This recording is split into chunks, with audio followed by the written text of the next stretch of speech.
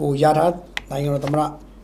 ဒေါ်အောင်ဆန်းစုကြည်ကိုနိုင်ငံပုဂ္ဂိုလ်၎င်းထုတ်ပြန်ထားတယ်ဆိုတော့ဘယ်လိုသဘောရတယ်လဲလို့မေးတဲ့အချိန်မှာဒေါ်အောင်ဆန်းစုကြည်ပြန်ဖြေတယ်ပေါ့ NUG ဆိုတာဘာလဲလို့ပြန်မေးတယ်ပေါ့ CFA ကခဏအဖွဲ့ဆိုပြန်ပြောတယ်တစ်ဖက်ကပြန်ပြောတယ်အဲ့မှာ CFA ဆိုတာဘာလဲလို့ထပ်မေးတယ်ပြီးတော့လွတ်တော်ကိုယ်စားလှယ်အဖွဲ့ကဖွဲ့ထားတဲ့အဖွဲ့လို့ပြောတယ်တဲ့ဘယ်သူတွေလဲလို့ထပ်မေးတဲ့အခါမှာနာမည်5 6ခုလောက်ရွတ်ပြတယ်အဲ့အချိန်မှာတော့တို့တဲ့ပူပြီးဘာမှပြောလို့မရတော့ရေရဘာမှမသိဘူးသဘောမှတ်ချက်ပဲအဲ့တော့ကျမအဖြေအထက်ပါတိုင်းဖြစ်တယ်ပေါ့ဆိုတော့ပြန်ပြောတယ်သဘောကတော့ဘာမှရေရမသိဘာမှမပြောတယ်ဘာမှသဘောမှတ်ချက်ပေးရမရှိဘူးဆိုတဲ့သဘောမျိုးဒေါ်အောင်ဆန်းစုကြည်ကပြောတယ်ဆိုတော့ဒီဟာကိုဒီလိုပြောချင်အဖြစ်ဒေါ်အောင်ဆန်းစုကြည်က NUG CRPH ကို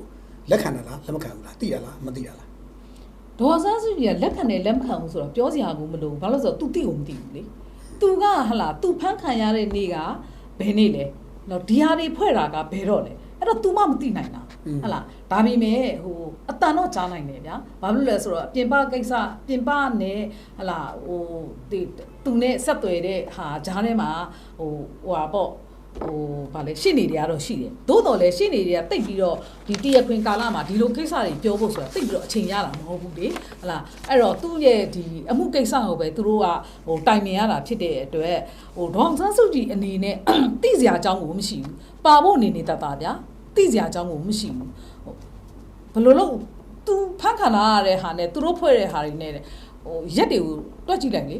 ဟိုအများကြီးကွာနေတာလေအဲ့တော့ဒေါအောင်ဆန်းစုကြည်ရောဦးဝင်းမြင့်ရောကဒီကိစ္စကိုတိကိုမသိဘူးဟိုတာဝန်ခံစရာလည်းအကြောင်းမရှိဘူးဒါပေမဲ့ထူးခြားတကွာသူ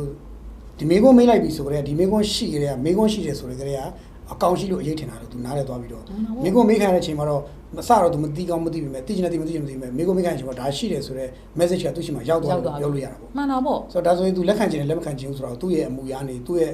ဒီထွက်ဆိုချက်တွေတက်တည်ပြလို့ရတယ်တဘောပေါ့လက်ခံခြင်းနဲ့ခံတယ်မခံခြင်းမခံဘူးဆိုတော့ပြလို့ရတဲ့တဘောဖြစ်သွားတော့ပေါ့နော်ဒီလိုပြောလို့ရပါမှန်တာပေါ့မှန်တာနောက်တစ်ခုရှိတာ CRPH ဖွဲ့ဖို့အတွက်အရင်တည်းကကြိုတင်ပြင်ဆင်ထားခြင်းဖြစ်တယ်လို့ဆိုရင်ဆိုတော့အဲ့ဒီမှာဒေါ်ဆန်းစုကြည်ဖြေတာကတော့ကျွန်မလုံးဝမသိဘူးတဲ့ဆိုဖြေတယ်ဆိုတော့ CRPH ကိုရခိုင်နဲ့ကကြိုတင်ပြင်ဆင်ထားခြင်းနဲ့ပတ်သက်မရှိဘူးလို့သူထွက်ဆိုတဲ့တဘောကြီးတော့တွေ့ရတယ်ဆိုတော့ဒါဆိုရင် NLD နဲ့ဒေါ်ဆန်းစုကြည်တို့ဆိုတာအစကတည်းက CRPH အကြောင်းခက်ထဲစဉ်းစားထားခြင်းပြင်ဆင်ထားခြင်းမရှိဘူးလို့တကယ်ပဲရအောင်ပြောလို့ရလားပြောနိုင်ပါတယ်ပြောလို့ရပါတယ်ဘာဖြစ်လို့လဲဆိုတော့ဟို